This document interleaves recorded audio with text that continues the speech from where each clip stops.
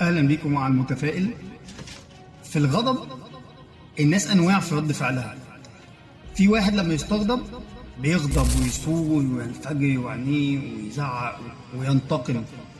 في واحد بيغضب وينفعل ويطلع كلمات دبش بس ما بينتقمش، بيقف عند حد ان هو خلاص انا رد فعلي طلع.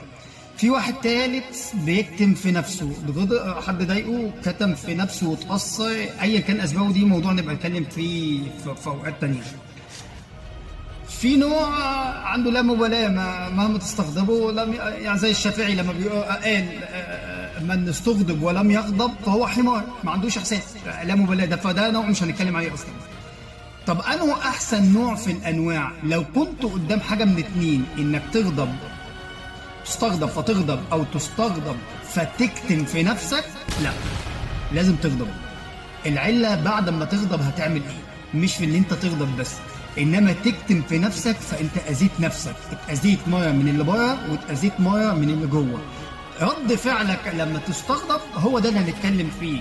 رد فعلك ان انت تقول اللي قدامك انا اتضايقت، وان انت تعبر عن مشاعرك وعن اسلوب غضبك باسلوب راقي، اوكي. رد فعلك ان انت تضرب وتشتم وتسب لا لا لا، ده مش هو اللي احنا عاوزينه. ما تكتمش غضبك، طلعه بس بوعي مش بلا وعي.